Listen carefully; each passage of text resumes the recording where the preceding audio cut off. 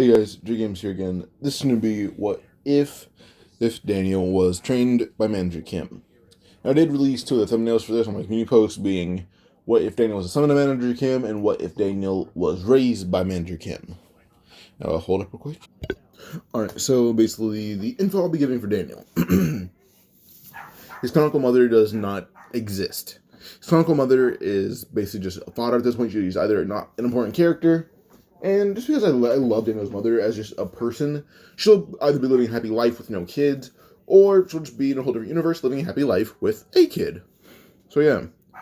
So in this one, Daniel and Minji have the same mother, happens to be a North Korean escapee. And same for Manager Kim, he's a North Korean escapee. So, yeah. So Daniel is the twin brother of Minji Kim, Manager Kim's canonical daughter. And Daniel lived a pretty cozy life for a while, actually. But one downside is that him and Minji are both bullied horribly. Their dad seems to be the run-of-the-mill, middle-aged dad who works a typical 9 to 5. And the thing is, Daniel's a pretty lazy slob. He's pretty chubby. He looks the same as in canon, just a bit taller. So yeah. Daniel's a little bit taller. Instead of being like 4'11", he's 5'3". No, there's just a bit of a difference there. I was saying there's no difference, but if you think about it decently, there's a bit of a difference. So yeah. But yeah, with this basically, well, Daniel is with his type of body, plus with his sister being Minji does defend him when it comes to arguments. And when it comes to like people being pushy, Daniel is actually willing to defend his sister physically. Oh god, that hurts so much. I talk with my hands. And I was in the gym for almost 3 hours today. My entire body is aching. I'm just putting lower my arms. Oh shit! I'm gonna be laying on ice packs all day. Yeah. So Daniel is willing to defend Minji physically, and she defends him when it comes to arguments. At some point, Daniel did come home covered in blood and bruises because, well, Minji happened to be hanging out with a few of her quote-unquote friends, as we see that she's constantly being used by her quote-unquote friends. And Daniel knew this, so he went with her, insisting that he'll nice, won't say anything. He'll literally just be there, just like tell their friends. She's taking pity on him not having any friends, and then she brought him along. And Minji didn't really want to be a brother like that, as they argue from time to time, sure, but they defend each other perfectly. She didn't want to say that. Minji did say that to her friends because Daniel encouraged her to. And one of the bullies there happened to be Logan. Logan began getting a bit touchy and personal with Minji, and suddenly Daniel hit him in the face full force. This Daniel had inherited one thing from Manager Kim that Minji did. Well, she inherited good looks, while Daniel inherited strength. And physically, Daniel's a complete beast. He doesn't know it, but he is. He hit Logan right in the face full force, and every time Logan hits his head, he shoot back into the wall as he hit the wall. And he'll just notice that's obviously broken, and his head that's a bit busted open from him hitting the wall so hard. Daniel told him to never touch his sister again, or he'll hit him again. He ended up putting his fists up. Daniel's used to like pushing people back, but they usually just outspeed him pretty easily. And then Logan hit Daniel in the face full force, and Daniel kind of grabbed Minji before she not grabbed her, kind of pushed her out the door, telling her just leave and don't hang out with this group of people ever again. She nodded. She ends up running away, and Daniel ends up trying to run away as well, only for him to get caught and beaten in an alley by over 5 people. No one came back home, and the worst condition Manager Kim has ever seen a kid in. Well, unless he was in a war. Well, kids in wars he's seen worse. Daniel's probably by far the worst he's seen a kid in that wasn't murdered. So yeah, that's a very thing to chuckle at, even though it wasn't chuckle. It seemed like one though. My bad. But then when Manager Kim saw Daniel, he realized that this is kind of his fault for letting Daniel be this weak. And Minji blamed herself before telling Kim everything that was going on. At this point, they're both 15 years old, Daniel and Minji are. And Kim felt so bad that he never knew what was going on. With this, he bought Daniel new glasses, and then began having Daniel enroll in Taekwondo with Hyun-soo. Daniel took around a year in Taekwondo before he memorized every single move that Hyun-soo did, and because his body couldn't keep up, he actually had his body, he kind of worked out a bit more outside of the academy, and his body was now down to a weight where he's not completely fat, but he's still a bit chubby. Then he began learning with Jin Cheol. Jin Cheol is Dabin's father from My Life as a Loser. Jin Cheol began helping Daniel with just like basic stamina. He helped him with technique and losing weight. Yeah, well, basically turning that fat into muscle. Well then Jinchul kind of began helping Daniel with like his stamina, his endurance. So his stamina, his pain tolerance, even a bit of intelligence was in place here. But Daniel kind of learned anything that wasn't speed or strength. Hyunsu and him kind of just double teamed on the intelligence. Because him kind of doesn't have time to do all that while he's trying to raise his kids. He's in school and fund their education. So yeah. But by the time Daniel was 17 years old, well, his body still seemed chubby because they didn't know that they didn't know that not letting him eat for almost 2 weeks straight was the secret to having him lose all of his weight, not working out. Like the best, he still is like a bit fat, but he's a bit taller. Oh, hold up, I'll try to find a picture real quick.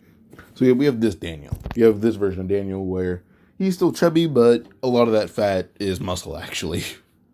Well, so Daniel's pretty decently chubby still, but he loses a bit of the weight, and most of that weight now is just muscle. But still, he's pretty slow. So yeah. His speed is actually pretty basic, but he's slow compared to the fighters we see in this story. So yeah. Back to this.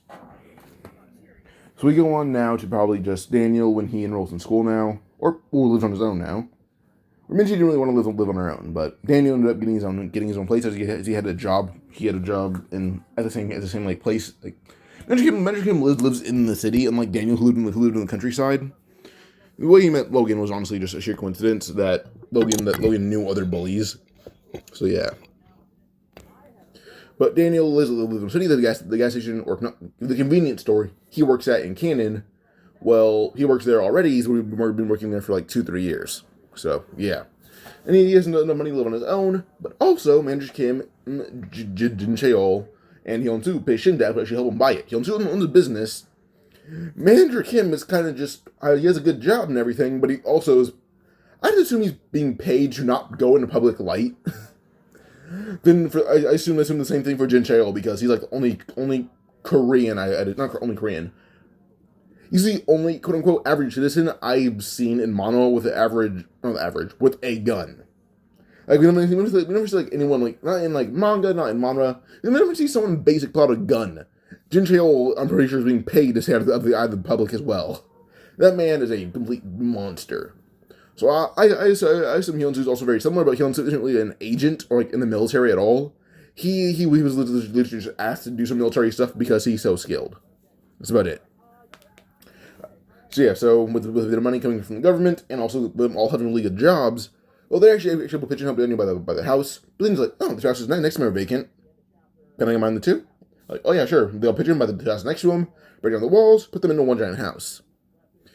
And even Minji, Taehoon, and Dabin, even though Dabin is Dabin, so yeah, we shouldn't really do it. She had Achel and his guys do it for him, but yeah.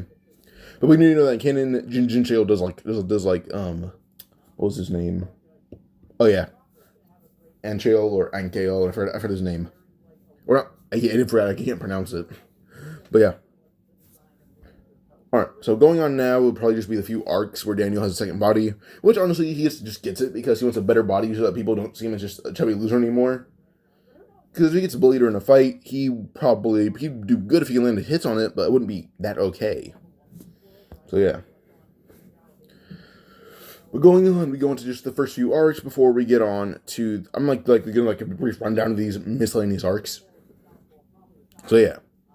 With this, we're going to basically just tall body Daniel, who enrolls in school.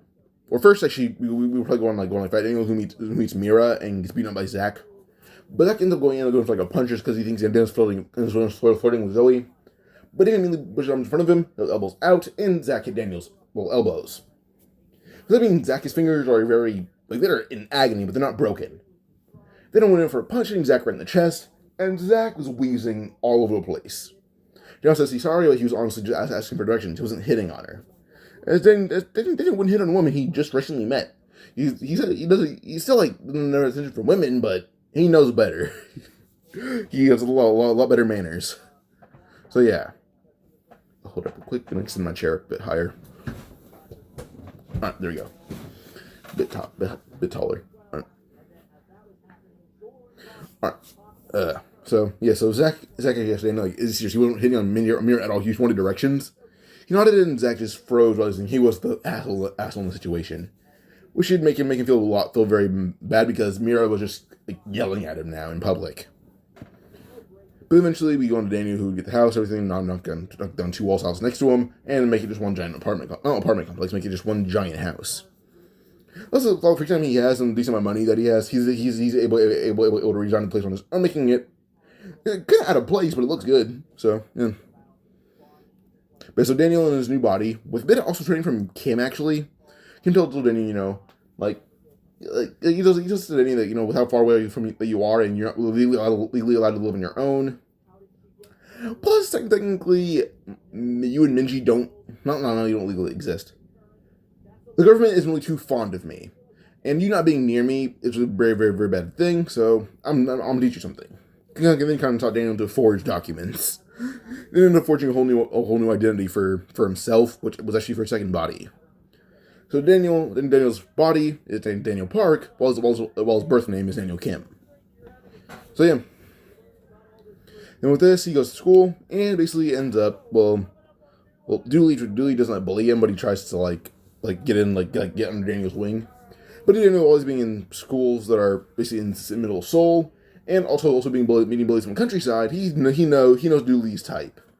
Dooley is not threatening at all. He is honestly just some guy with a pretty basic body. Skinnier than usual, but still pretty basic in almost every category, besides intelligence, I guess. We told Dooley he's not really interested in hanging out with Small Fry. He has an interest in the upper echelon. Where Zach ends up doing, he's the upper echelon. They end up smirking, saying, "Didn't that fatty beat you up yesterday?" Everyone froze before Zach says, He ends up yelling, saying, "This guy got beat up by a nerd yesterday in the middle of the street and got yelled at by his girlfriend." As he knows that Mira and Zach aren't dating, but he wants to embarrass Zach greatly. Just for Zach being a jerk. Mira says, yes, he did. And as she's going to go back to work, as Zach just kind of frowned, and it's at his seat with his head on his desk the whole day. So yeah.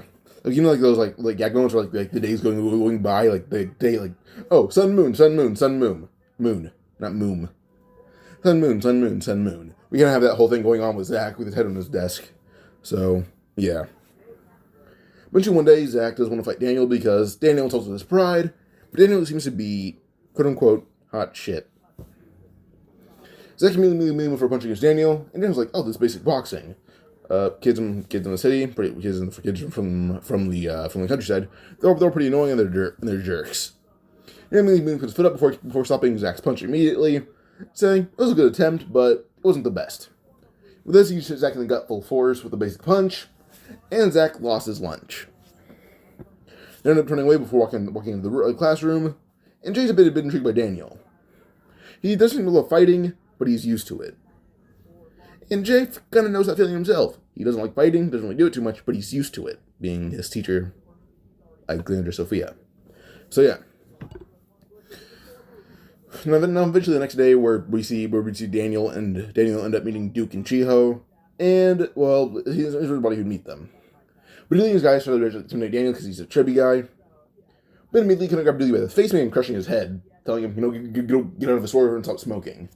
Dooley kind of realized that Daniel wasn't going anytime soon. He's been kicking Daniel in the face, and Daniel's not being fazed by it. Alright, so yeah. So Daniel basically ended up, Fat Daniel basically ended up destroying Dooley and his friends by throwing Dooley across the street. Literally, he one arm threw Dooley across the street.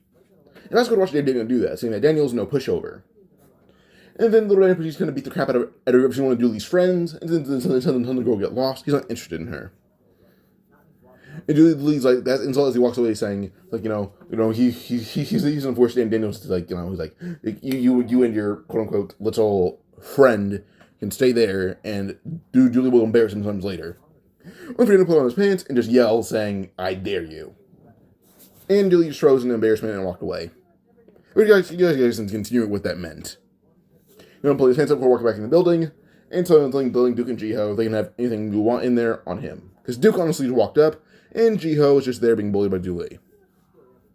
So they got a few snacks, Daniel ended up paying for it, and they eat in the store, hang out for a bit, then they leave. But Daniel also told them they have a few openings, plus they should end up hitting the park nearby. No one really hangs out there, and it's a good place to work out. So they should do that. So with this, Duke and Jiho take Daniel's advice, asking if that's how he got so strong. He says, no, from where he lived, there's a gym nearby, and he kind of went there every day. He didn't lose any weight, but his fat just turned into muscle instead. And they ended up actually very happy to hear that as Vasco was listening in. And kind of thinking of Daniel as like the definition of hard work. Even though his body didn't change too much like he wanted it to, he still kept working at it and turned it into something different. Vasco now admires small Daniel. Next day, we end up seeing Daniel approaching them, and Duke and Jay are actually very scared of tall Daniel. Vasco's about to intervene, but Daniel just says, "Oh, I'm sorry, this is kind of weird. The cashier at the store you guys work at, I'm his roommate." The Frozen realize that this guy's friends of other Daniel saying is kind of funny. His name is Daniel Park, that guy's name is Daniel Kim, because they kind of just have a funny dynamic. And tells them that, then ended up telling him about them. He's like, "Oh yeah," Daniel's like, "Oh yeah, you told me about you guys," and I'm like, "Oh, I go to school with them. I'll protect them." And he's like, "Wait, what? You're a bodyguard now." And he's like, "Yep, Joe, you're in my class. Duke, you bullied a lot, but I just see you a lot. I mean, you kind of have the same passing periods and all that."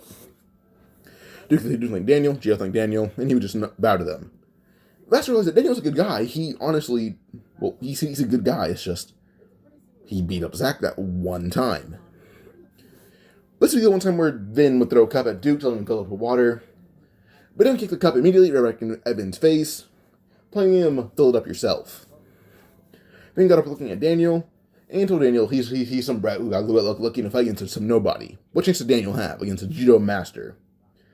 Daniel started to flex on Vin, saying, "CQC, ITF, WTF, Kyokushin, and Jeet Do. That's all I know. And I'm not some nobody."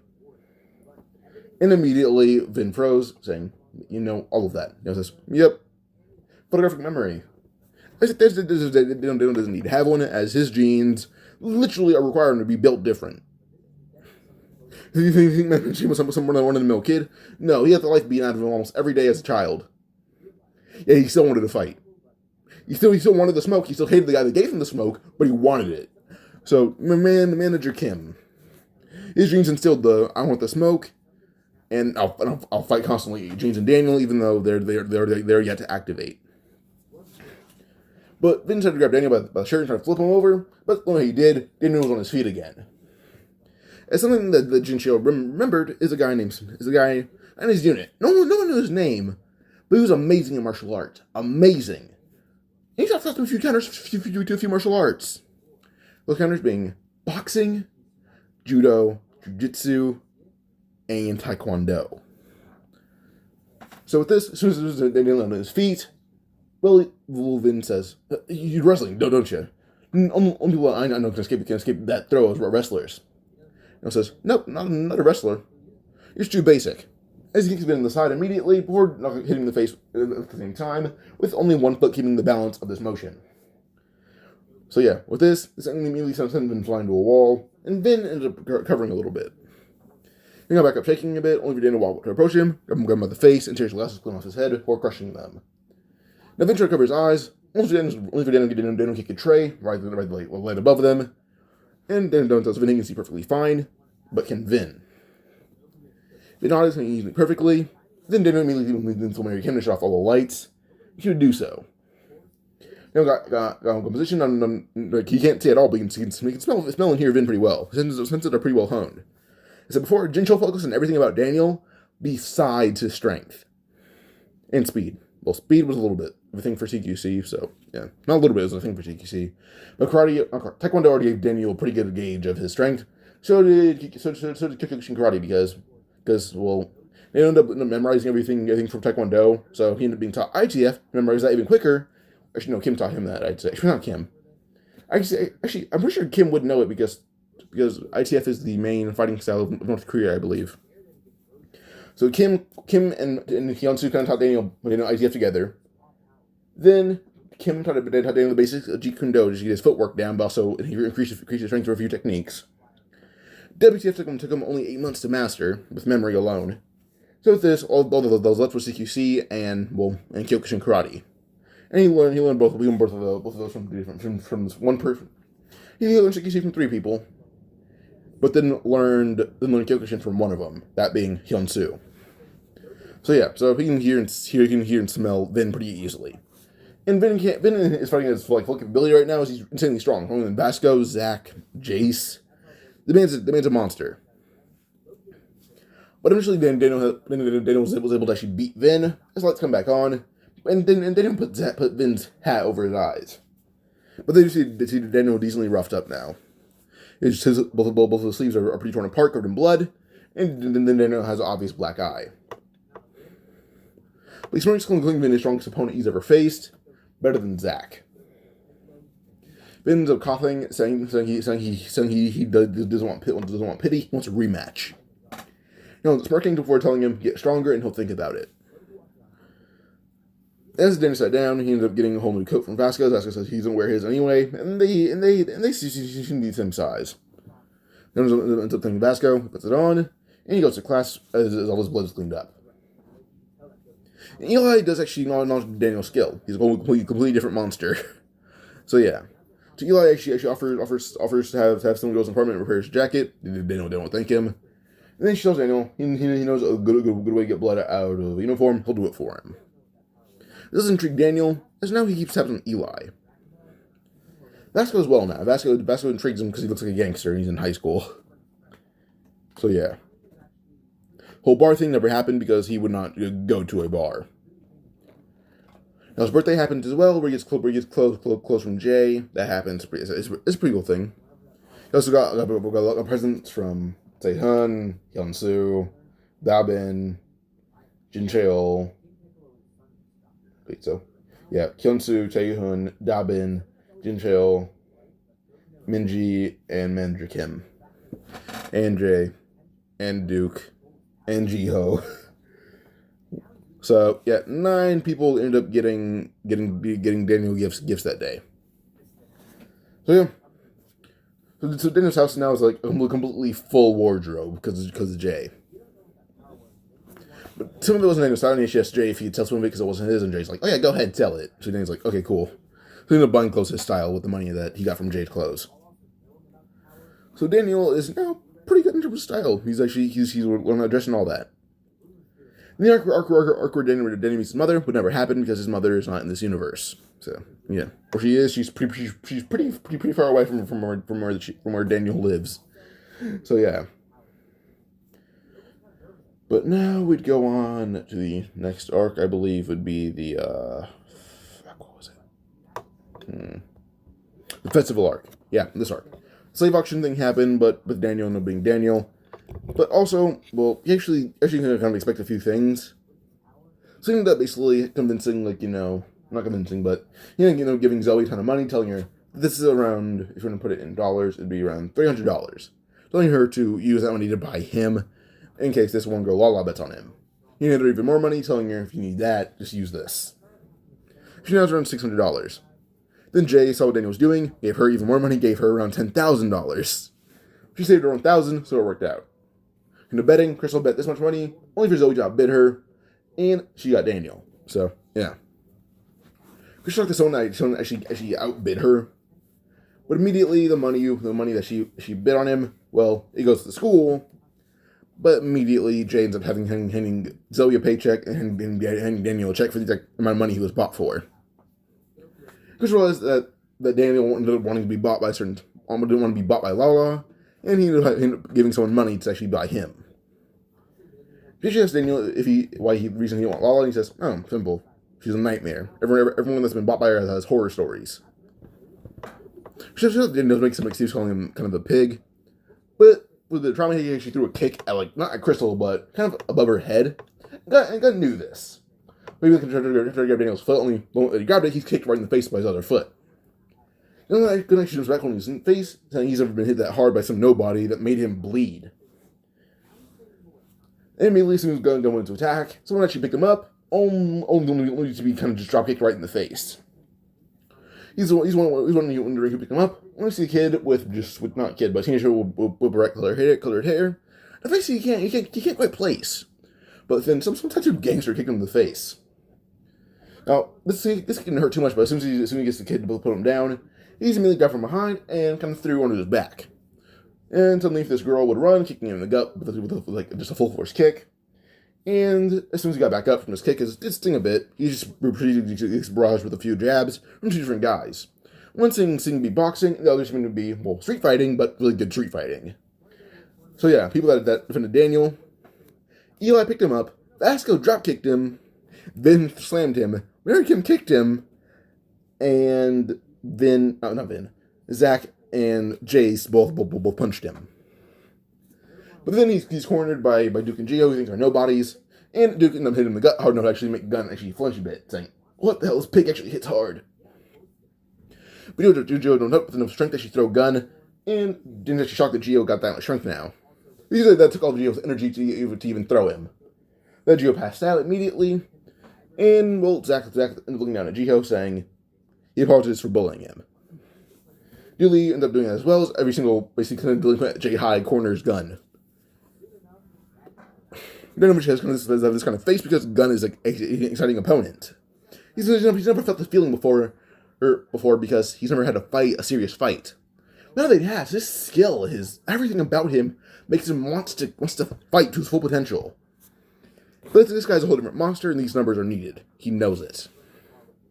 They may not reveal it, but he's a smart and calculated monster.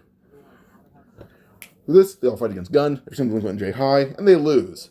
But Gunn ends up leaving the fight with his shirt completely just destroyed, his pant legs pretty torn up, and a few bits of cuts on his body. Even Eli was fighting, which shocked everyone that he's actually good at fighting. And Gunn remembered who he was. Gunn is walking away saying, he can't believe he fought his own student. So yeah. Now this would basically end the whole arc. And Chris is actually shocked that one of Gunn's students goes to Jay High. So, yeah.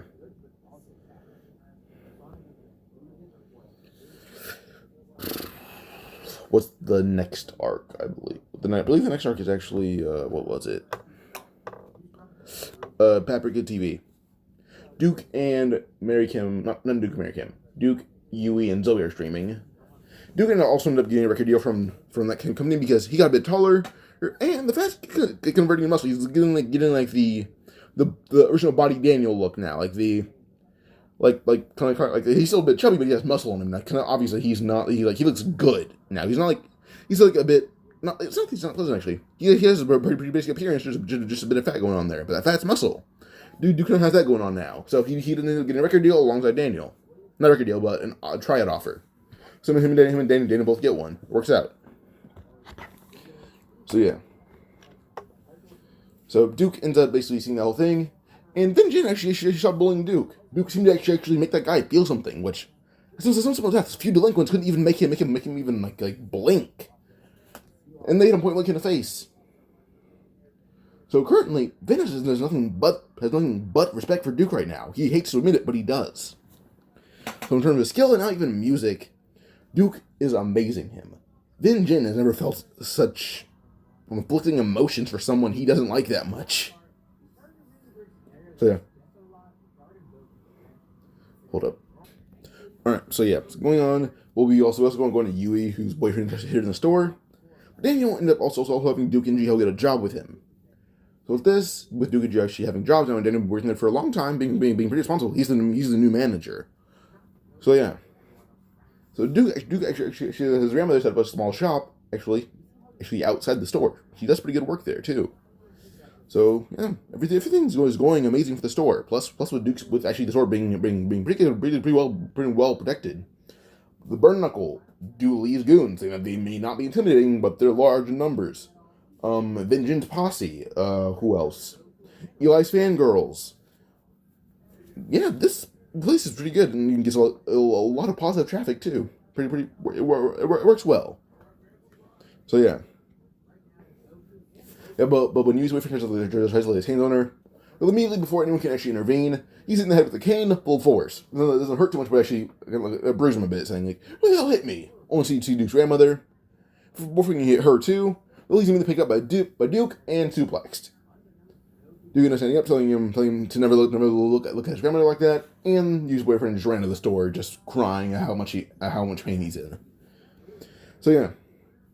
With that, Yui gets a small bit of hatred for Duke for hitting her boyfriend, but also admires Duke in the same way. She hates him, but admires him. So, yeah. Pause. Alright, what else is next? Yep, so Zoe's Stalker. They ended up saving her from that, as when the Stalker went in to grab her, stab her. He ended up kind of grabbing the Stalker from behind by the shirt. and threw Stalker clean over Zoe with just one hand, and right into a pile of trash. And sure, the knife wasn't seen, but he didn't want to scare Zoe before telling him, "Hey, bug off, quit stalking her." That was scary enough, but don't want to be like I was trying to murder her. And with this, Zoe ended up thanking him before running off, trying to get home faster so he didn't wake up.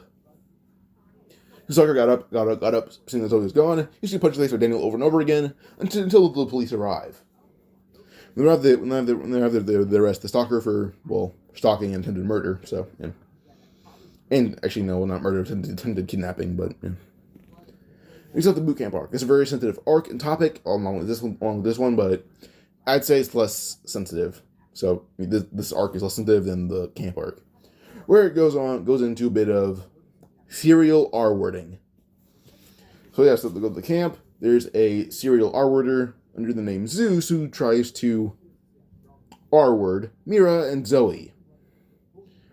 But Zach would not let that happen, not ever. Duke and Gio work out, and they showed benefits. That's how constantly works out, and all his muscle and power and technique just comes from him being a monster in terms of working out. Daniel trained for a long time, according to himself, even though it was only 2 years. Still a long time, but not as much compared to the other ones. Yeah, he aspires to be as strong as the other ones. Even Ben has started training a lot more and got stronger. So yeah, so with this, well, Zach picked up training as well, going back to boxing. When Zeus attacked him, Zeus immediately immediately Zach ended up destroying him, like completely and utterly destroyed him from the start. But plus Zach is angry, but also learn not to fight with too much emotion or else he'll get sloppy. Zach is seething with rage and is using that rage in his fists, but not in his mind. So with this, by the time he's done beating up Zeus is just on the ground, just destroyed. Actually, it's my headphones turning off because I'm not watching something on my phone. If there's not a video playing. So if you guys hear that noise, I'm sorry. There it is.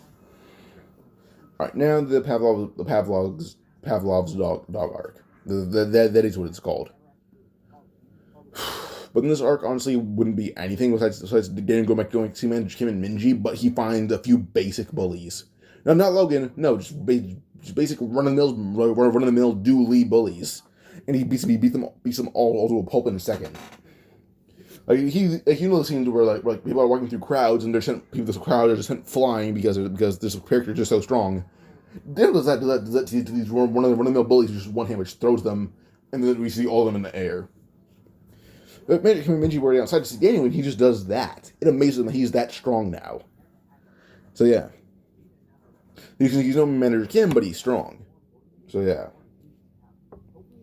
After this, the next arc would probably end up being the Inu, like the Inu arc where Dan gets his dogs, which honestly isn't much different. Just Crystal doesn't. It's not that she doesn't like him. No, she just thinks he's different. That's it. That's about it. He's just different. Now the Attention Horror arc, where Taejun and Dooley are desperate followers and attention, so they end up calling out a quote-unquote gangster named Daehoon Shin. He's not a gangster, no, he's honestly just an online tough guy. That's about all he is. So when Daehoon Shin and his lackeys find him, Daniel, Zach, and Basca have to intervene because Daniel is kind of like the delinquent specialist because he knows a lot about delinquents. He studies them a lot, being Zach and Vin mainly. But also a few burn knuckles. But also Eli Jang, where he got deep into it. So yeah. But yeah, so he kind of fought Daehoon all by himself. And when it came to him versus Daehoon couldn't land a single hit on him because Daniel's he wasn't like wearing anything serious. He's honestly just wearing like a white t-shirt, some shorts and Crocs, and he's kicking the absolute crap out of Daehoon. So yeah, so after beating up Daehoon in just Crocs, shorts, and like a tank top, we go on to the next fight being Zach versus one of the lackeys. And their arms are still broken, by the way. They're still broken. But he just did like a quick punch to the face and with the lackey, and the lackey just down for the count. He ended up breaking his arms in a whole different way. This time it was honestly him training so hard that his hands were covered in blood and he broke a finger or two. But then he kept training and then broke his punch. He punched through the bag and hit the wall and broke one hand. Oh, one hand's broken. Sure, I'll use the other hand and then he broke his other hand like 3 days later. So, yeah, both arms are broken. or hands are broken, but he has casts on his arms too. Yeah, Vasco Vest for that one Lackey. The one Lackey went in for a punch and just got headbutted into the ground with full force. So yeah. Then also is not a model. He's a streamer. He's been bullied and shares experience about it, but also kind of shows off workouts, and he shows that he's actually very physically strong. So yeah. So he shows off that he's very physically strong and kind of a physical monster, but he also was bullied. His bully made him this monster. Physically, that is. Not like an actual monster, but yeah. Daniel, in the second body, also became an escort for like a brief amount of time, but he should have just actually like a supercomputer, and that's kind of what he got. Well, no, he didn't get it because he got enough money to buy it. But everyone kept pitching that much money to give him because like, oh, if we give him that much money together, he'll want us all. He doesn't want them, but he went on dates with all of them individually. He fought all the escorts and beat them all to a pulp. So yeah. But we're going to saw the Stalker Arc. But because this arc would end... She's not Stalker Arc. I misread that. There's a whole different arc. The arc where Gio gets scammed. Yeah, with this, Daniel was going to end up helping... Like, Daniel coaching Crystal track it down. And it was Vasco that went to go solve it. But Daniel ended up going with him, telling Vasco that this company sent it to a small bit of gangsters. Not small, but these gangsters are pretty notorious, so he's going with him. Zach's hands are healed. He's going to go with him as well, along with Jace. Then Vin Jin just actually gets stronger because he's not fighting Daniel yet. He knows that Daniel trains as well. He knows that Daniel trains. He's not in from power yet. Vin is technically actually full on confident in his power. So yeah. So with this, they all end up basically going on, and by the time they actually get to like where like Jake Kim is, Jake ends up having the gangsters fight the crowd. But the crowd pretty easily just dismantles them easily. They're not important fighters whatsoever. That's when Jake fought them all, and it's just a complete standstill. So yeah. Because Jake heard that these no life like Lincoln's beat up gun. You know that gun is no slacker. He hates him, but he's not a slacker. So yeah. So Jake ended up training a bit himself. If he didn't train, it was like how canonical Jake in this arc. It may have been his loss with how much stronger everyone is. But with him training now, again, like Jerry almost daily. Well, this arc Jake's a lot stronger. So yeah, he's about as strong as he is in jail or Dewey. So yeah. Gunner arrived to see everyone just here passed out, and so I was like kind of beat up Jerry, then take all of Jake's all of his teeth in his sleep. So yeah. The PCJ Arc. Honestly, the arc is not much different, besides that Duke can actually move a bit faster when it comes to dancing, and actually learn a bit faster, too, because of Daniel's help. Daniel was very good on his feet, so dancing kind of came natural to him. But he ended up helping Duke with it, and Duke got it down. So, yeah. And for the acting thing, Daniel knew how that was as well, and he had Duke do it as well, because Duke passed dancing. So yeah, so acting, Duke and Daniel kind of had it in the bag. Plus, when class A tries to pick on Daniel, he beat the mess out of him. Not beat the mess out of him, but he scared the absolute hell out of him. That's the best way to put it. Alright, so yeah, so PCJ Arc honestly is much different. Even when it comes to Duke being bullied by Aru's bodyguard, when he tries to pierce Duke's ears, Duke kind of put him down and headbutted him full force and broke the guy's jaw. So, yeah. Without Duke didn't need Daniel's help. He just needed the keys. Daniel arrived. Aru's bodyguard was already knocked out. So yeah, Daniel didn't question it. Duke's not a violent guy. Next day though, Daniel does have like Vasco with him, and Aru's bodyguard does get mad at Daniel for not bowing. When they went for a punch at Daniel, caught his fist before actually Vasco kicked him in the face full force, breaking his jaw, or breaking it even worse than it was before. So yeah, now the Stalker Arc. This arc is, honest to God, insanely short. Like, the one that Daniel walked into his house and felt a weird presence, he literally put out a kitchen knife and stabbed across any hiding place that there was and scared her out of his house. To the point where she thought he was a psycho, and she was normal. So yeah. So for this arc, Daniel ended up doing a whole different thing. So because this arc ended in the first 30 minutes of it beginning, well, Daniel does a whole different kind of arc where he wants to find the original members of Hostile. He already knows about Ollie Wang and Eli. Well, not all about Oli Wang. He knows like Oli Wang's the new leader of the Hostile A. He wants to find Hostile B. That's where he began researching them and found Max and Derek, who own a takoyaki truck. He went to the truck, found Warren and Sally. They asked if he's a customer or a member of the of the other hostel. He says he's not a member. He's neither. He's like, he's just honestly just a guy researching hostel, and he found out about hostel A and B and found hostel B. They asked him if he's here to join them or something. He says, well, no, he's not actually. He has something to tell them. He knows where Eli Jang is. They froze, asking if he's serious, and he says if he's in J-High right now, and he has a job, so someone's out here, and I assume it's to support his daughter. They didn't really even remember that Eli had a daughter. Then they realized that Heather had a kid, and they don't know where the kid went.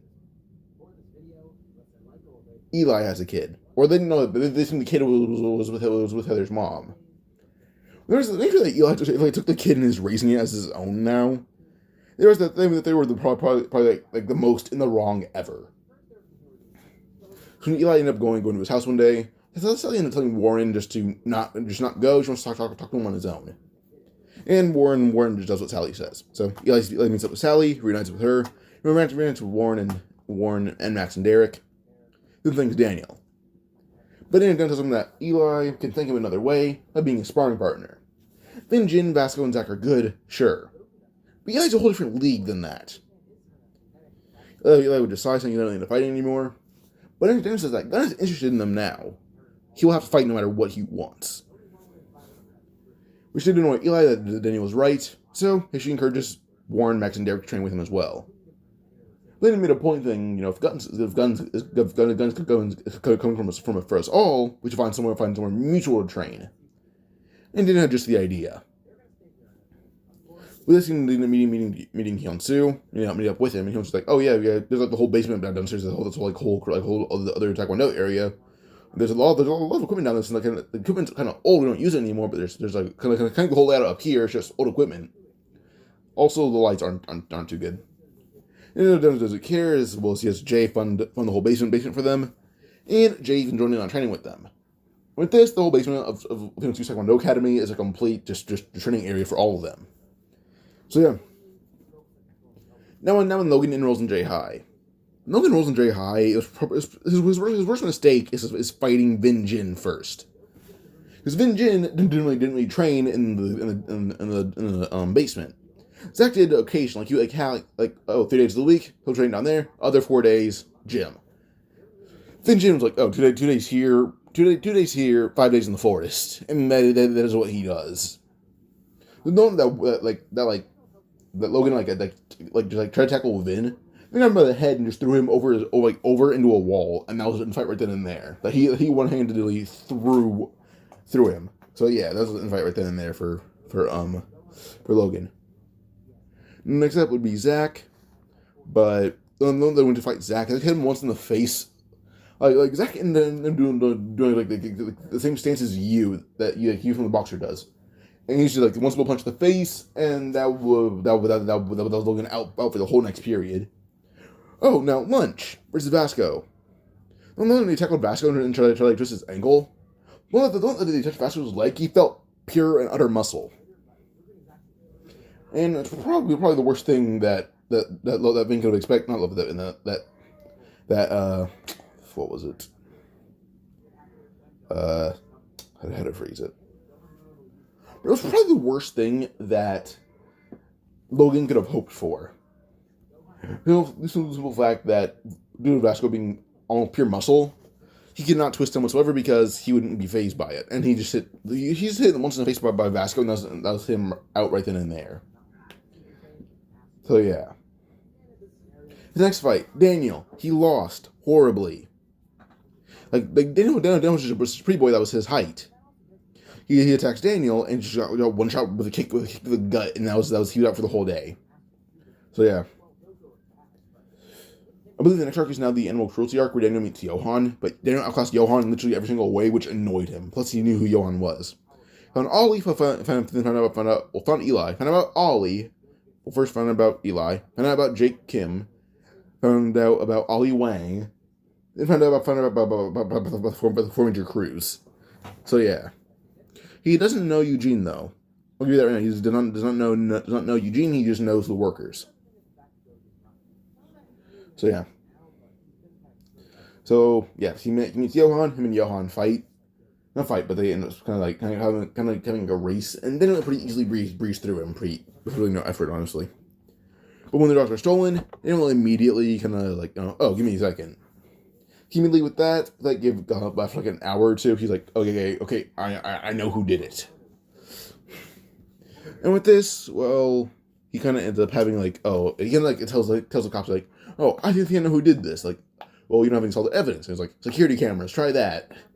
Because they're coming in that him and like Johan have their dogs somewhere where they can see them, but also so that if they get lost, they'd be in an area that they can easily identify a dog in.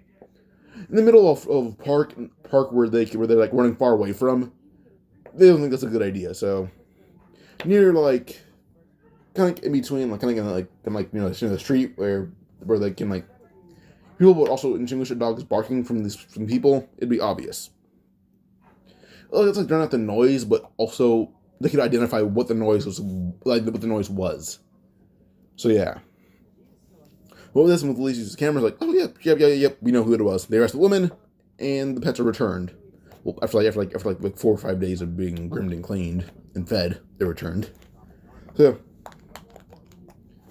what else? Oh yeah, the fair thing that happens too. It's honestly not much of a different arc. But with Gio actually being not good friends, but he's on good terms with Dooley and his posse now, he usually hangs out with Dooley if he doesn't hang out with Daniel and them. Or just Duke in general.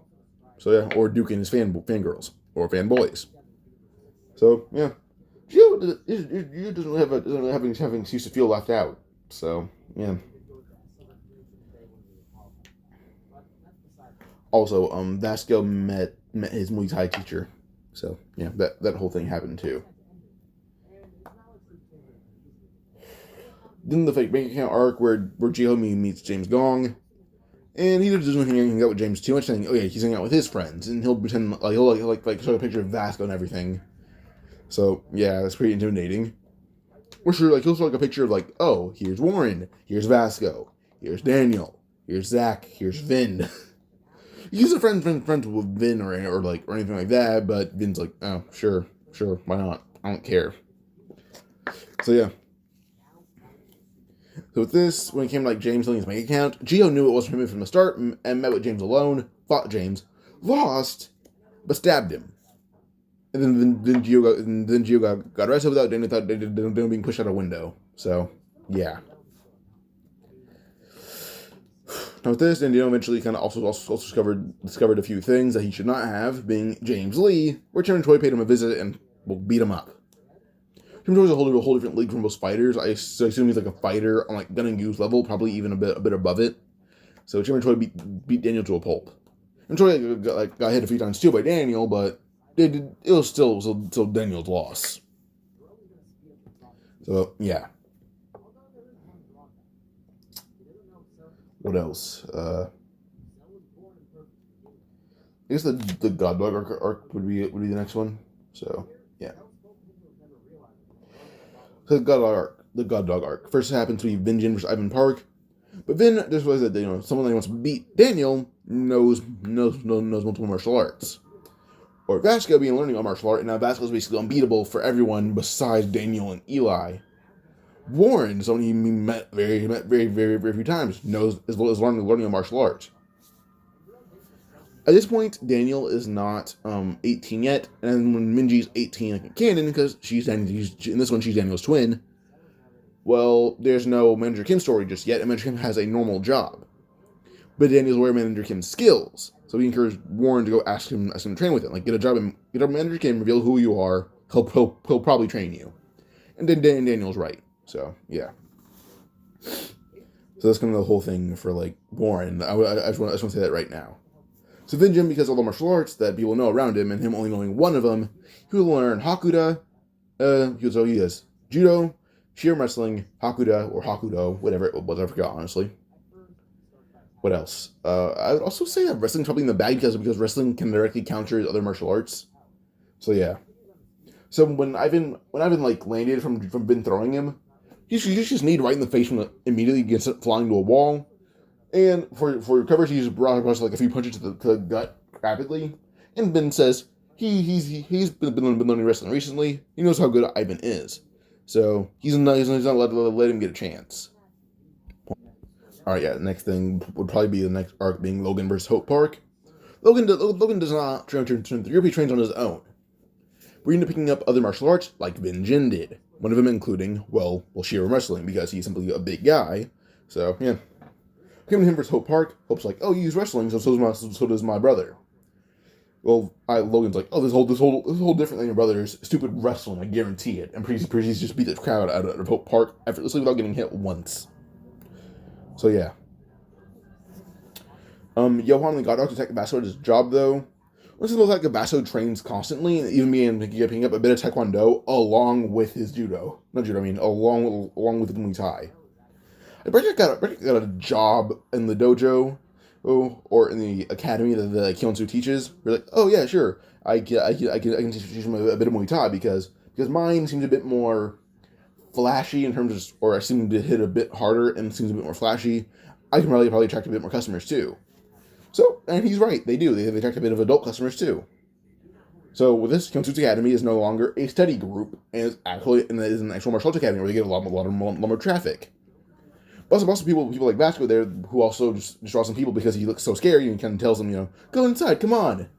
Well, people see it's like, go inside right now or I'll kill you because he looks like a gangster. So yeah, so people go in a lot more. Breakdack even encourages Vasco to learn Taekwondo and Muay Thai. Well, but also Breakdack has Vasco run his food stand occasionally. So yeah. We came to Vasco right now. He already has the 2 scars on his face from him constantly sparring with Breakdack. And also Hyun-Soo, who also taught him ITF and WTF Taekwondo. So yeah. And plus how fast Vasco was evolving with Taekwondo and Muay Thai all in one, he's already intending close to a 1,080 degree kick. As you can see, Elon, he would use it for the first time and hit him once in the face and knock him out on impact. So yeah, because Elon's like, oh, you supposed to can be that strong. Only Vasco would appear in front of them with his foot already in his face and him flying through a crowd of his guys. This Yolan's knocked out for a second or two. Not for a second, like 3-4 minutes, but when we wakes up, half the God Dogs are already gone, and Vasco's wasn't even hit once. But Jace is with him right now because Jace kind of doesn't have a girlfriend, so Jace is just being Jace right now. And Jace eventually had joined them, only to have Daniel arrive as well, and Zach. Zach ended up fighting Scott Kwan, and Scott ended up losing horribly because Zach beat him with one punch. Like, he hit Scott so hard that he blew apart his glove. So yeah. Zach ends up like kind of materializing the hand techniques of, well, I guess the hand-to-hand combat aspects of Muay Thai and hold up. So yeah, so Zach is able to incorporate basically the hand techniques of Taekwondo. So even like Kyokushin, because he knows these guys are not like his Daniel, but with I kind of made this a bit weird because Hyun-Soo does not know about Body 2 Daniel. Body 2 Daniel was in the academy for a little bit. The Body 1 Daniel's recommendation. But then he knew how long Hyun-Soo from the start, so he did just that. And Taehyun as well. Point where him and Hyun-Soo are about as good as friends as Body 1 Daniel and Hyun-Soo.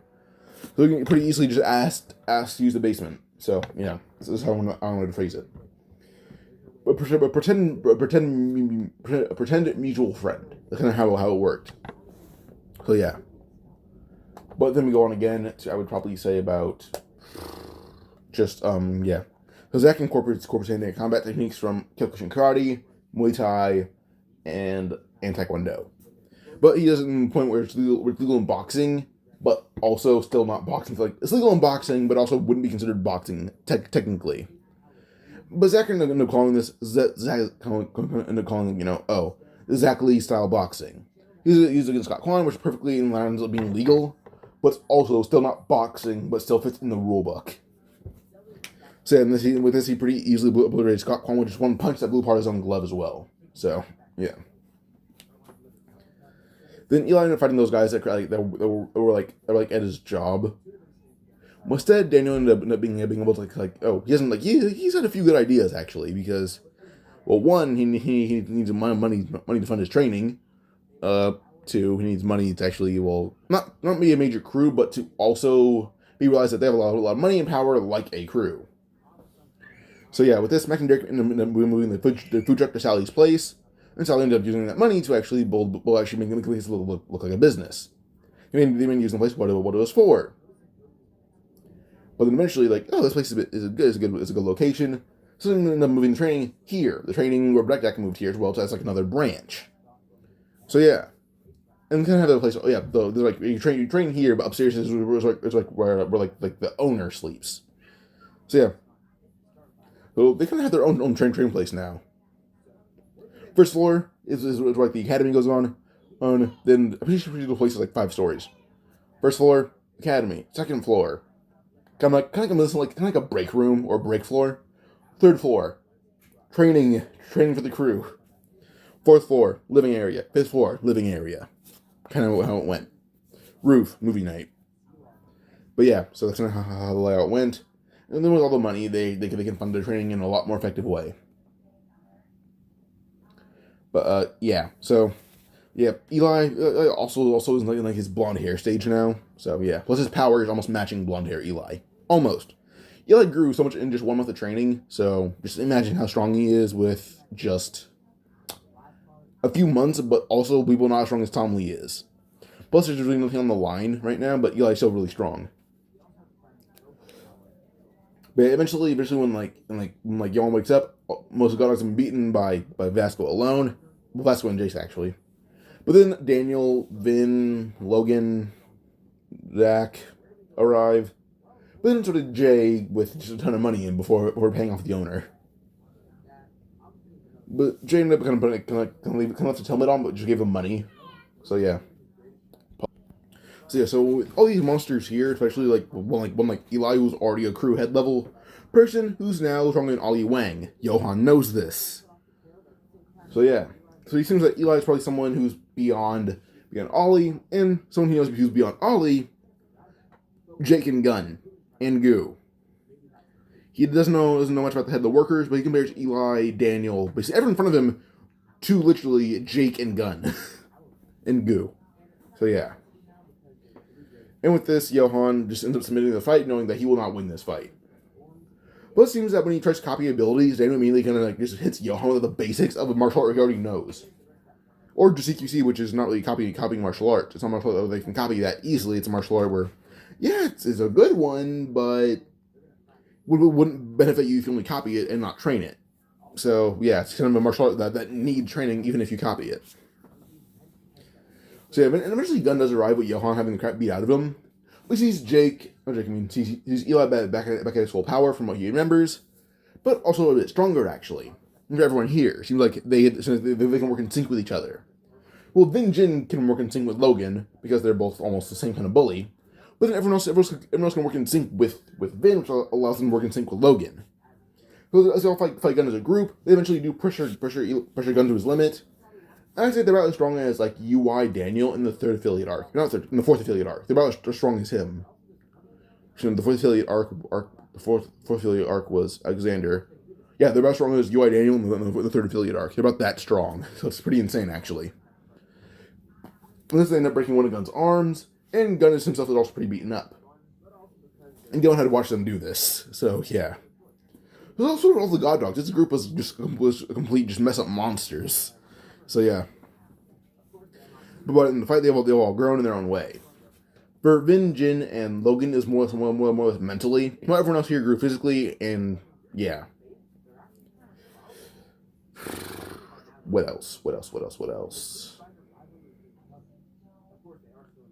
We do also have the Jace Dodgy files after this, so not much had changed. Stalkings, this arc. I ended up hating it, actually. But yeah. The Run Away Fam arc. So, because Jasmine ended up running away because Zach scared her.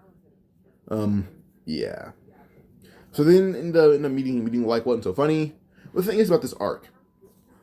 Well, Eli and Warren were the main guys in this arc. Same for Sally as well. And so Sally, Eli, Warren, Daniel. Those were like the four main runaways. Sally ended up going with Warren, identifying Warren as her boyfriend, and who ended up already being a runaway. But his runaway fam ended up kind of just leaving or disbanding because they wanted to go back home. So yeah. So with this, well, Sally was a useless reveal that Warren was her boyfriend. And then we're going to the family that Daniel went to in canon. Where they met Sally, not Sally, I mean, where they met like wasn't so funny. But I guess the uncle hostel, of hostel's like, oh well, there's no boyfriend or girlfriend. It's just if we want money, we're gonna make you earn us money in our own way. Warren kind of hit the guy in the face full force, kind of caving in his skull with one blow. And with this, the fight was over immediately. So the fight was over. Told him that if he got back up again, he'd kill him this time. Everyone else kind of just surrendered. The juniors with the phone came back. He won the phone immediately as their I guess like superiors on the floor unconscious right now. So yeah. And with this, they eventually do end up having like all of this kind of just destroyed. So yeah. What's the next arc?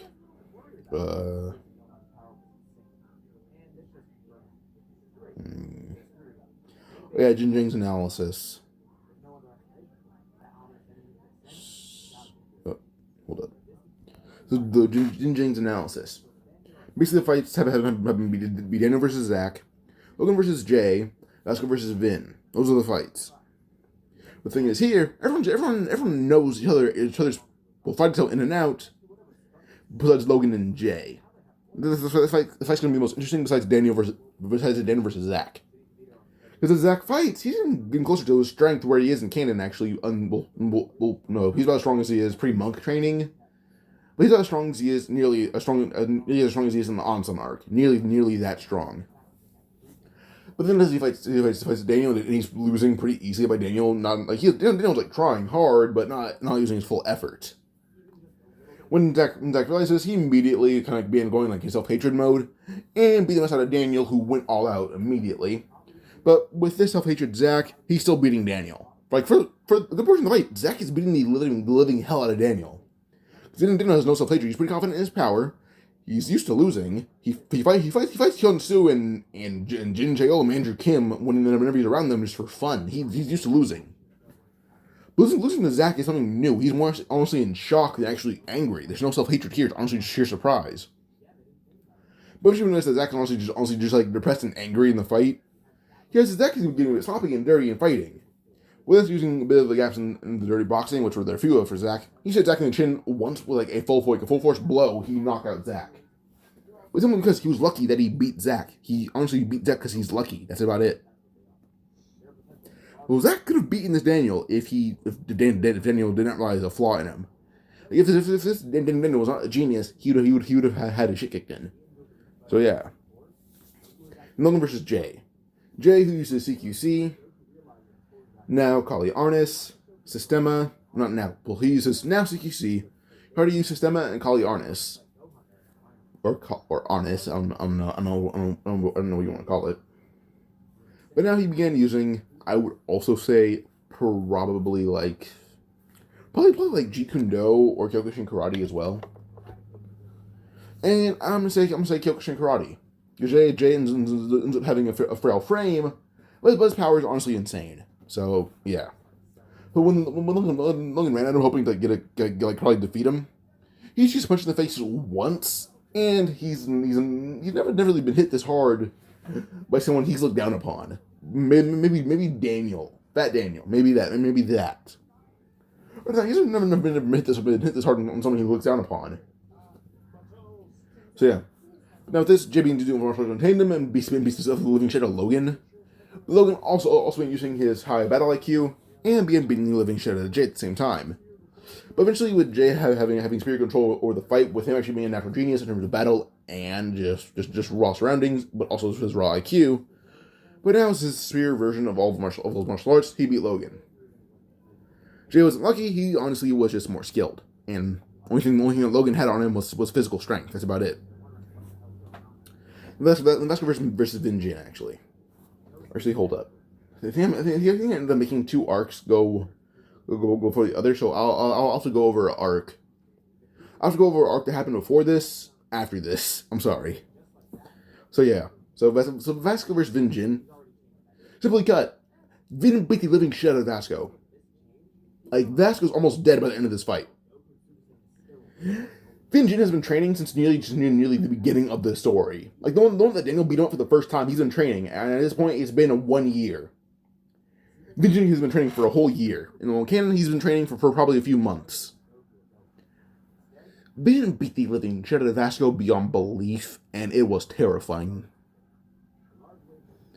Like Vasco survived and Vin's beating up himself, but Vasco would not have won that fight in any version of the story. Like, if Vin fought anyone else here besides maybe Daniel would have lost too. Self-Hate, Zach, and Vasco were the only two people who stood a chance against this Vin, and that's about it. So yeah, so with this, Vin beat Vasco horribly beyond belief. But when like MC Pesticide arrived, because MC Pesticide is this random guy's name. When he attacked Vin hit him once in the face and broke his neck. And that was right then and there. He's not dead, but he's destroyed. So, yeah.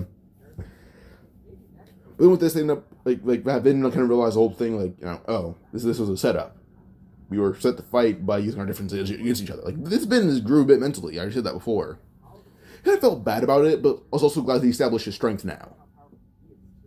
Listening to stopping Vasco once, waking him up, telling him that this was a setup. They were supposed to fight against each other because they either had their differences used against them. Which did greatly annoy Vasco as he needs Vin's help to walk. But then eventually we get over to like where everyone meets up, as we see Jay holding Logan, Daniel holding Zach, and Vin holding Vasco. They put down their beaten up friends, and friends had recovered during that time of the walk. They walked slowly with the guys that they had been convinced by, like, we're all tired. We can't really continue on. Because they arrive, Jerry just kicked right inside the head by Daniel, knocking him out on impact. So yeah. But then with that put on Zach, and Zach unleashes full hatred of himself for being so weak onto everyone else. He wasn't realizing that he almost beat Daniel when he was awake before. So yeah. But this is Zach destroying everyone, Logan destroying everyone, and Vasco destroying everyone. Like, Vasco at this point is in self-hatred mode, which is insane. Vasco in canon was on self-hatred mode. I don't think Vasco had self-hate. He had hatred for the guy who did that to Jace. But self-hatred mode is stronger than anything besides UI from, like... There have been two things that we've seen that are stronger than self-hate so far. UI and the next level, which is, there's no form name, it's just called the next level. That's about it. Well, in order, I'd assume it'd be the next level in UI. Because the next level is it's like, oh yeah, you use like, actually probably not next, probably UI next level. But we've seen bigger boosts in the main cast for the next level than UI actually. So yeah. But yeah, eventually Hostile B had arrived. Only just for Ollie just be destroyed by Eli with just using one hand. Eli already explained, like, he's been training the whole time, and Ollie probably doesn't train at all. Gun didn't have them find the value in training so far. He expected them to do that themselves, but they ended up missing out on that because of the ways they fight. So with this, Ollie ends up kind of having to learn a lesson, which he does, but he still kills himself. So yeah, like, he realized the feeling was guilt, and Eli described that feeling to him as Ollie described it mid-fight. And Eli thinks really hard about it, as he described it to Ollie, saying, the feeling you're feeling was not fear towards me, it was guilt towards Heather. So yeah. We shouldn't annoy him that she felt guilty about that, but that's who Ollie is. So, yeah. Pause real quick. What else?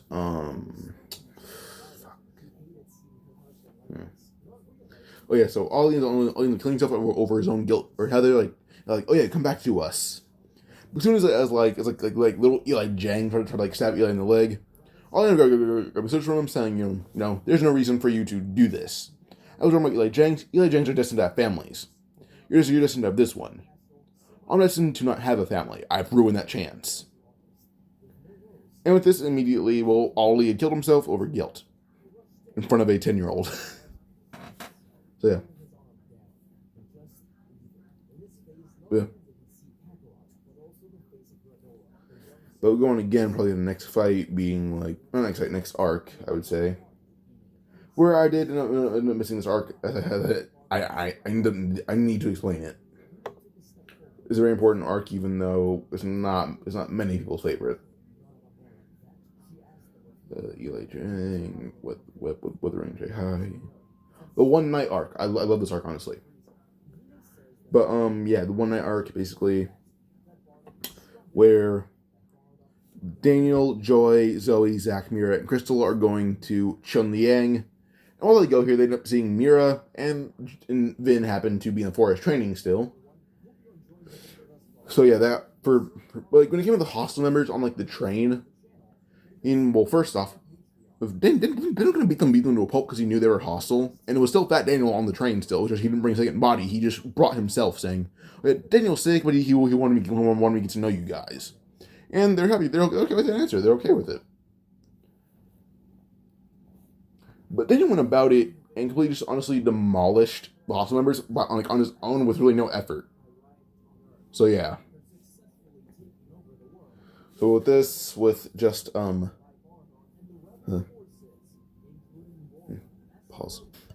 All right. So yeah. So Fat Daniel shows off his skills. I think that he's the one that trained Big Daniel, which shocked everyone. So yeah, it's a lie, but also the truth. So yeah. But I guess the next thing being probably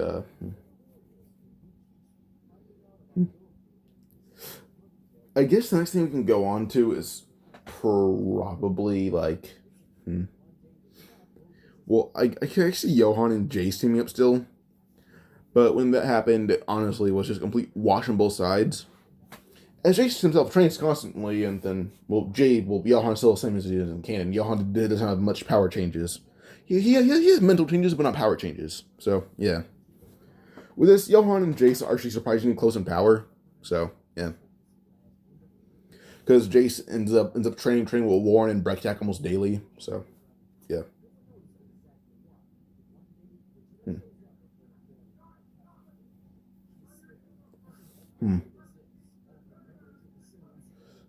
I guess the next thing could probably be like Alright, so yeah, so Jason and Johan are actually insanely close in power, so when it came to this arc, them together pretty easily just wipe out the whole hideout with not really much of a difference. Like they're both pretty unscathed at this point, but yeah, they get all the information they want. They have Seth calling like Johan Vasco, which is like, oh no, this isn't Vasco, this is just some guy. I'm Vasco's right hand man though. And this guy is kind of just an ally of mine. But Vasco's far stronger than both of us. If you have Vasco, he'd end the fight with just one hand.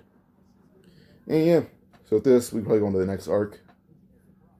This is not next arc. This is kind of just a recap of the arc where Vasco was in the woods. That arc. This is kind of what people know the arc as. Now we go past the hostile arc and on to the versus gun arc.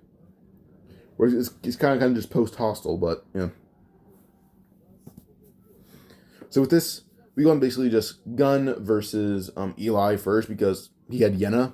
This was Eli and Gun fight. Gun ended up getting a few new scars from Eli on his wrist, on his stomach, on his chest.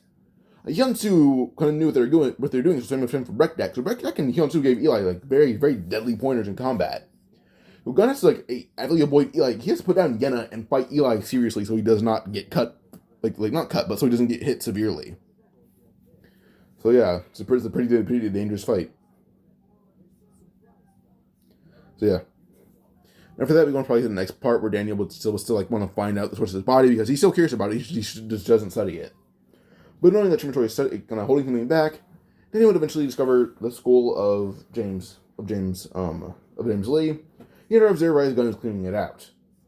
With Daniel's actually able to chase off Gun using some sort of gas. And when Gun had left because of the gas, didn't see who the person that threw it was. Then eventually kind of went through everything, which only led to Daniel and gun fighting. So yeah, hold up. So the versus gun chapter happened, or arc happens, where Daniel chased him out with gas at some point just to go through all James League stuff. Daniel fought gun. Then Daniel eventually went to UI, where he actually ended up but stalemating gun. Can people interpret that as winning where he broke Gun's arm and Gun was on the ground? In this fight, Daniel and Gun had suffered both injuries to the point where they both passed out and they woke up at the same time. Remember, Daniel fought Gun as an equal in UI. He broke one arm, so yeah. But with this, Gun actually has Daniel form a crew, but then Daniel and Cannon immediately said no. But this Daniel is a bit different. He doesn't want a crew. He wants a place where people can mutually dislike crews in a group to destroy them. And Daniel actually has a few good options. So he would indeed form a quote-unquote crew. So, yeah. Wait, hold up one more time. Alright, so resumed. And Daniel does say that, he'll form a crew. But he'll form a crew meant to surely destroy others. And Gun says he likes it. And Daniel says his crew will also be meant to destroy the former generations, which includes Sherman Choi. This makes Gun laugh, saying, "Alright then, you'll go against me, Gun, and Goo." That makes no sense. You'll go against me and Goo. And Daniel just laughs, saying, won't be a challenge at all. Once I master that form, I'll kill you. And as he just walks away with the whole info that the Gun gave him. He knows very well what it is. He's been invited to one MCN before, and I guess the one MCN is part of the cruise. And with this, we take a little bit of a side arc where Daniel forms his own crew. Replacing Hostel's no longer a crew now, and God Dog kind of never existed anymore. So with this, Daniel would form one crew, being Safe House. Yes, I did take the name from an Ordinary. An Ordinary is a webtoon by Udu-chan, I believe. Yeah, pretty good. It's a pretty good webtoon, and Daniel wants the safety of Hostel involved in this crew. And then taking members from old Hostel as well. Now, the ranking system. Daniel's the head of this crew. He's the strongest and the smartest. It's his crew. Well, him and Jay's are almost on an even playing field, but he has better access to technology, so it goes to him. So Daniel is the head. Number 2, Sally, the fact that she's not a fighter, but still, she keeps everyone safe and makes sure that everyone is still supported in their own way. She's really good. She may not be a fighter, but still, with the way she supports Hostel and everyone around her, she should be number 2. Plus, she's kind of raising little Eli Jang, the one that Ollie had. Number 3 is Eli, who shares that rank with Warren. Now, Jace doesn't have a number, but he's strictly meant for intel, even though he's a good fighter. Vasco's the actual number 4, who shares that rank with Jace, if you want to say that. So yeah. But Jace has more priority over more say over the crew, even though Vasco technically has a higher rank. Number 5 is Zach. Number 6 is actually Mary Kim, but Vin is classified as distant support. Vin would not join the crew, but he's still classified as distant support. Before I say that, Mary Kim and Vin share the rank. Mary Kim to the fact that she respects Daniel and that Jace is in the crew, so she'll join it just touch his ears. So yeah. Then we have Jay. He doesn't have a number, but he shares funds. He shares his funds and gives support. By funds, I mean he pays Sally's rent. So yeah. As the 4th floor doesn't really have anyone living on it, instead they kind of use it as a crew headquarters. So yeah. And then we have basically just Jay also there as support in combat. We have Logan, also classified as distant support. He's the same reason as Vin, even though he would not join the crew, but he'll still pitch in because the crew is meant to destroy Gun and Goo. So he'll appreciate that. So yeah. What else? The next arc. Actually, no, next person. Yeah, Max, Derek, What, and So Funny don't have a rank, but they also share their funds and support. Max and Derek can also be used as support fighters. So yeah. Koji, he's not a member, but he deals this intel because Warren scares the living hell out of him, and Warren spanks him like he's a child. So yes. Johan. He did not join White Tiger Job Center. He is the number 2 of this crew. So, yeah. Number 7 of this crew. Drake and Justin share the rank of number 8 and number 9. They have the ranks of number 8 and number 9. So, yeah. The thing about them is that Max and Derek are strong on their own, but they're not as strong as anyone else on the crew.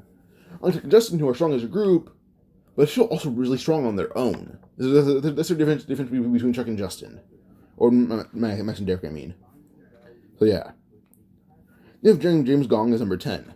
Now, Daniel doesn't like having him on the crew, but with his connection to former hostile, he may actually have some pull in this. Then we have MC Pesticide, who joined because Mary Kim convinced him to. So, yeah. So, the fourth affiliate arc, where Daniel basically ends up going on to, he goes on to just, still go into one MCN with, like, What and So Funny, but in his original body. And when he goes in, well, he meets Samuel So, and eventually he is allowed to be, he's a member, basically. And he's able to gain access to Samuel's office still. Daniel, with his photographic memory that he has, I mentioned that before. You cannot call it, it's me pulling it out of my ass when I first introduced it, but it's an ass pull right now. He remembers everything about taking a picture of it. So yeah. Then this, Daniel had also memorized all the contracts as he went through them all individually. But yeah, they wake up in separate rooms. They're forced to kind of stream and everything. But then ends up using his other body to actually, like, well, get in as like a chicken delivery guy. So, yeah. But yeah, so yeah, they approach Koji and everything, because Daniel had used Koji before with Warren. But now Daniel kind of involves a few people. Alright, so Daniel does, like, so go inside, eat and, like, a good delivered chicken. But as soon as they turn around and he walks away, he kind of disappeared as they don't hear the door shut, and they wonder where he went. But Samuel kind of assumes that he left quietly, as he does feel a certain presence from Daniel. But eventually Daniel came back as he remembers the whole layout of the building, as he kind of went through it for a bit, finding the hidden floor. And the people he brings with him into the building.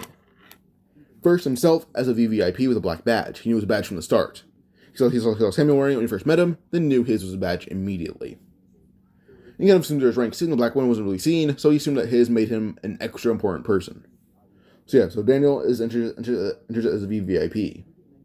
Then next up we have Warren, who goes as well as Daniel's bodyguard. Jace as Daniel's bodyguard. Well, more like his advisor, basically. It kind of has like Jace tagging along. It's like, oh, I am here to judge if he should support this place with his own cash. This to increase its flow. As well, Sam doesn't like to admit it, but he doesn't know this place has the lowest amount of flow compared to the other companies or other people. So yeah. Hell, one of them was a billionaire's daughter. What do you expect? But Jason there's Daniel's advisor. Then he brought Mary Kim along, and he says that she's one of the best judo users from her part of Korea. And that's very impressive to Samuel, I'd say. So yeah, and that comprises Daniel's group that he brings. So yeah. What else? What else happened? Hold up a sec.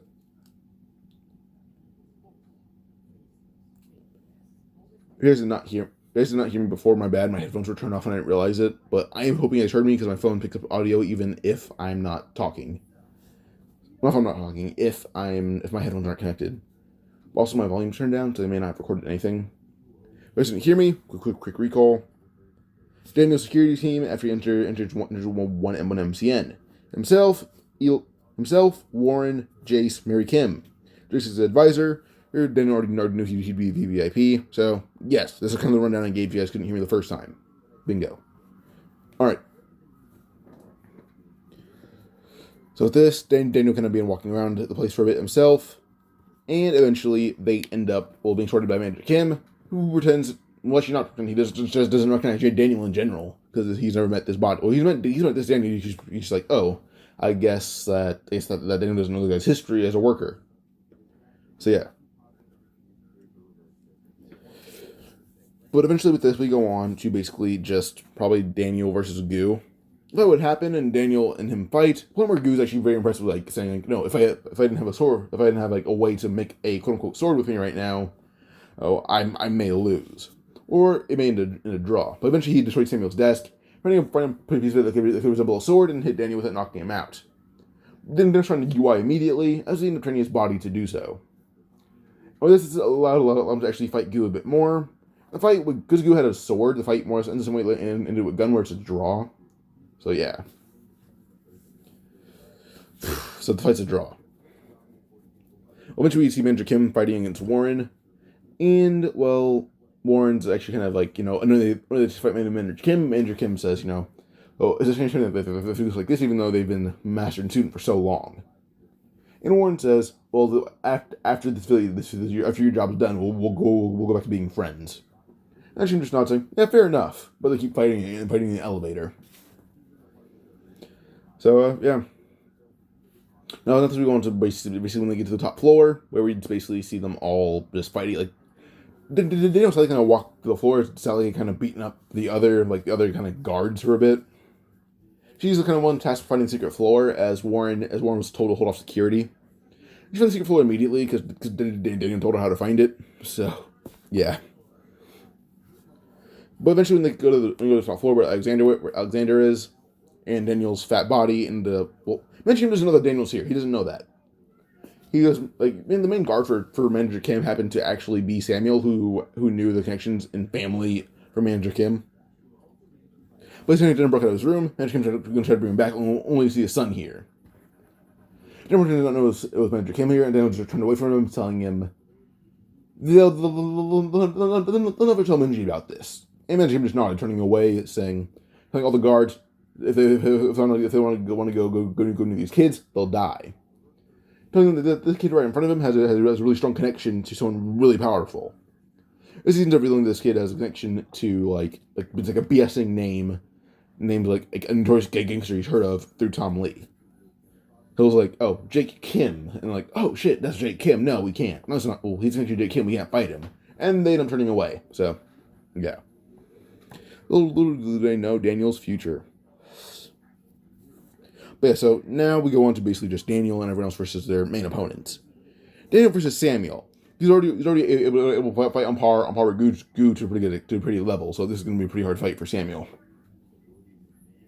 This is a Daniel Samuel fight though. Samuel eventually would lose because he realized that Daniel was a whole different league fighter than him.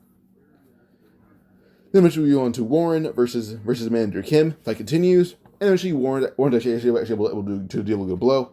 Manager Kim is going for any fatal blows. Warren kind of has to because he's weaker than Manager Kim, but still really strong compared to his canonical self at this arc. He's not as strong as he is in the second king of the first generation. He's about as strong as he is in the fifth affiliate arc. So yeah, Warren's about that strong. So you deal a blow to Manager Kim, chasing him flying to a wall. Manager Kim actually shocked the Warren winning for just a blow. He uses broad series of punches from Warren, and eventually he's knocked out. So yeah. Well, then we have Gabriel fighting against Jace. Gabriel's the guy with one of the other guys, Manager Kim. So yeah, he's like the other guy with scars on his face. But Gabriel fights against Jace, thinking he's just some nobody. Or he tries to apprehend him. Only a quick punch in the face so quickly that he's sent flying outside of the room. And then introduce himself as Daniel Park, the leader of the new crew, Safe House. So yeah. Then we have Mary Kim who fights Robert, the bald guy from the Black Bear gang. So yeah, but the moment that Robert attacked her, she kind of picked him up and just slammed him on one of the cars, head first, and cracked his head open, intentionally wanting to fight in one go. And she did it. She did just that. So yeah.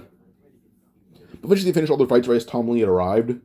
Then as Tom Lee had arrived, Manager Kim had already woken up, and he just leaves. He leaves with Gabriel and Robert, leaving Daniel, Warren, Jace, and Mary Kim versus Tom Lee. They'll fight him, and he merges Daniel without UI to Gun and Goo again, because he's a bit below them, but not by much. He says he'll give Daniel not a year. He'll give him probably 6 months before he completely surpasses all their full power.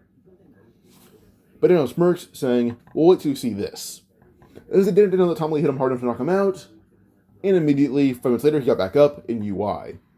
It's not time for his body to end up recovering. But as Daniel got up, he fought Tom Lee, and dealt enough blows, but he didn't knock him out in time, as he just kind of stopped fighting and actually kind of woke up. With a kick about Tom Lee's face. Probably was smirking for it, putting it on the face as hard as he can, knocking him to the ground immediately. But Tom Lee eventually left, saying that he doesn't want to fight anymore. Daniel's a bit too strong if he knocks him out. So yeah.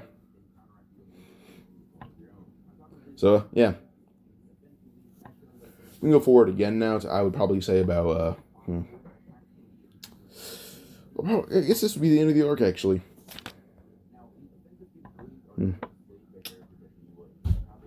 Yeah, hold up.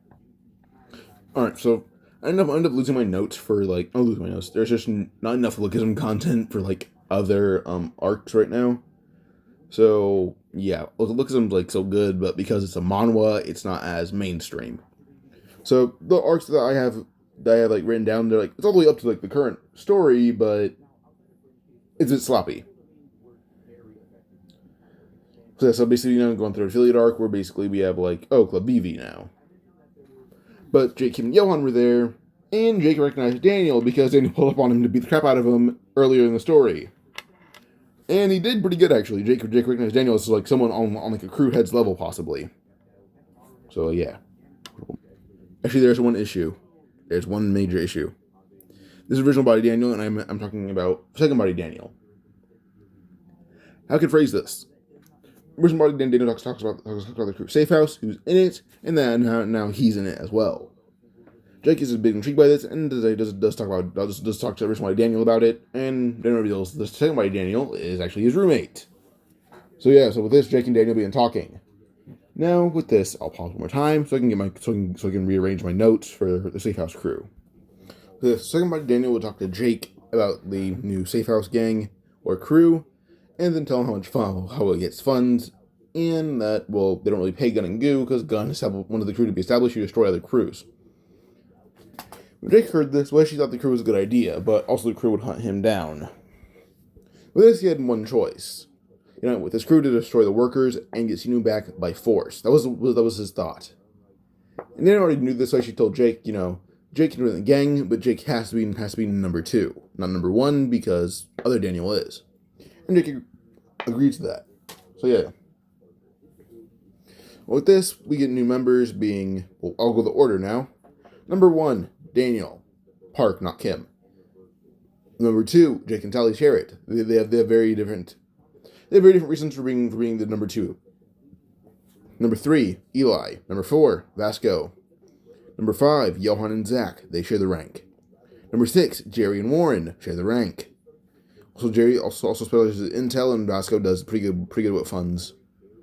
Don't forget, Vasco has a job. Jerry is good at intel for number 6. Number 17, number 7 is Bradley. Number 8 is Jason Yoon, who does pretty good at intel as well. Number 9 is Mary Kim, plus Vin Jin. Number 10 is Justin and Max, who specialize in funds. Chuck and Derek specialize in funds. Jace, Lua, and Koji, because Koji is worried about being checked down by the workers now, so Koji eventually just joined full force. Now, Jace, Lua, and Koji specialize as the intel unit.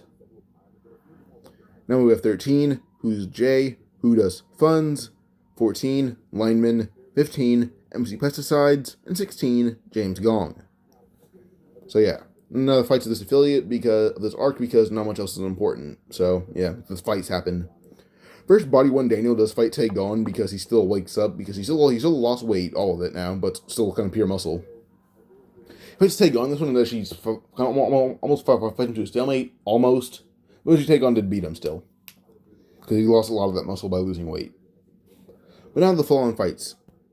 So Daniel eventually, when it comes to everyone getting the top floor, the Bichon gang is released, but we would have Lineman, Jerry, Vinjin, Justin and Chuck, and MC Pesticides on the scene just to destroy the Bichon gang. Well, then against the affiliates. So yeah, Eli ever fights Tae-gon, but Eli at this point is about as strong as he is when he reaches the next level. He's at that level of power currently. And when he comes in for Taekwondo, Eli doesn't use a weapon. He kind of grabs Taekwondo by the face and slams him through an oven. On someone's head, oven indents it severely, which knocks out Taekwondo immediately. So yeah. Next time it would be Vasco versus Wang Ho, because, well, actually, Wang Ho is the guy that Vasco fought in canon, so there's no because. So yeah. Well, honestly, for here, there's really no reason like the Wang Ho has in canon. It's just Vasco is kind of getting in, and when Wang Ho needs him dead. Well, because that's kind of his job. Wang Ho attacks Vasco, only to have his legs kicked to the point where they're basically just non-existent now. So yeah. Then we have actually Zack versus Oldface. Johan is not here at this point. So yeah. Then when it came to Oldface though, Oldface attacks Zack, only to have his face just punched once, and that was the end of the arc right then. Not right then, end of the arc, right? That was the end of the fight right then and there between Oldface and Zack. Because Zack is in the middle of clearing out Vivi's club of just affiliates, and Johan's doing that with him. Johan was told to stay away from the building of Vivi's hotel because they may have something to do with the cult. Now, with this, Zack's wording to actually make sure that Johan didn't head over there immediately, because Johan trusts Daniel to tell him if something is affiliated with the cult. So yeah. Jerry is fighting the Bishion gang, so there's no important fight right now. Now we have Max and Derek versus Husong instead of Jerry. As these two fight Husong, they're about as strong as Warren is when they're combined. Plus, they actually constantly train, so that trend keeps going. And Warren about as strong as Jerry is. These two combined are actually able to defeat Husong, but it was a really hard fight. So yeah, and they beat him. If you try to go back up, Justin and Chuck have their backs. So yeah. Other than that, we'd probably go on down to Daniel versus Zhao Lung. Like, Daniel is the one fighting Zhao Lung. So yeah, so with this, Daniel and Zhao Lung do fight. Daniel's pretty easily outclassing him almost every single way. Besides intelligence, basically. Daniel's smart, but not as smart as someone like Zhao Lung, who's, well, Zhao Lung. But eventually, Jake is kind of here just to investigate the place, and Daniel says, don't drag out Vivi. We'll talk to her later.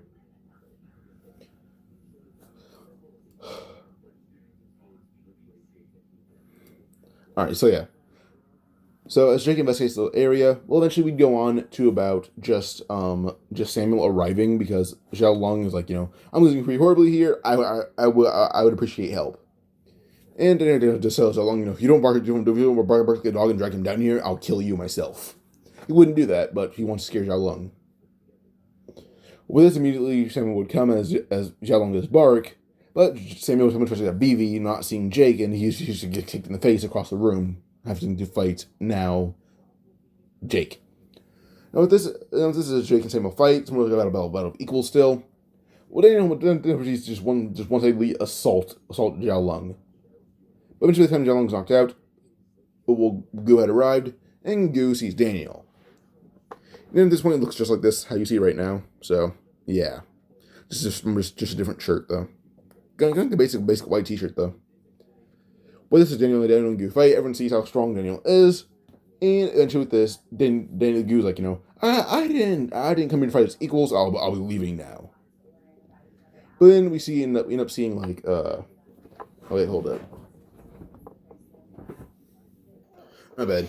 I ended up hurting myself. My chair caught my skin and kind of tore a bit of it off. And that's how it happened. It happened. Alright. But with this, we can go on probably just to Daniel not beating Gu, but fighting to a standstill. Eventually, Gu leaves. They see Logan, who had betrayed their unintentional pact. Daniel just beats him up too, but Vivi is not taken.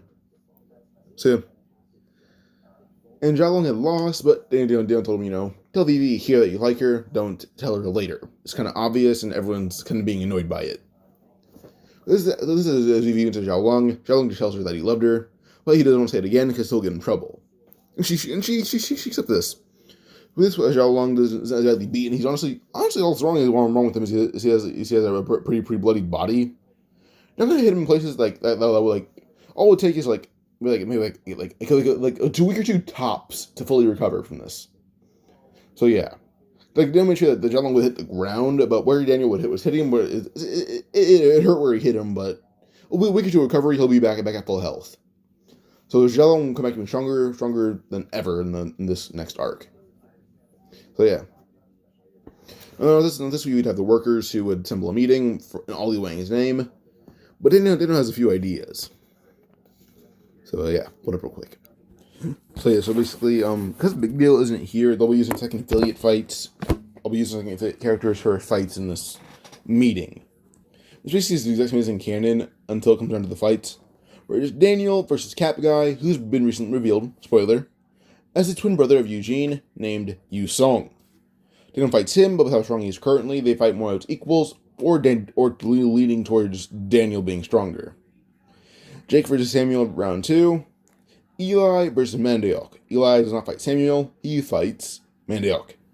And with this, well, Eli's kind of winning the fight most of the time.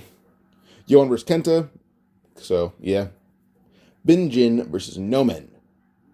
And we have Taegon, who joined because he admired Eli's strength and wishes to fight him again. Taegon versus Hyotoko, who he beat in honestly just one go. It was a pretty easy fight for him. And Eli pretty easily just manhandled Mandiok. So, yeah. But other than this, I'm honestly going to end this part here because my Chromebook is dying, and my Chromebook is what I take notes on. So, yeah. Adios. If you guys enjoyed this What If, though, and like for part 2. Let's say like 15 likes. Alright, bye.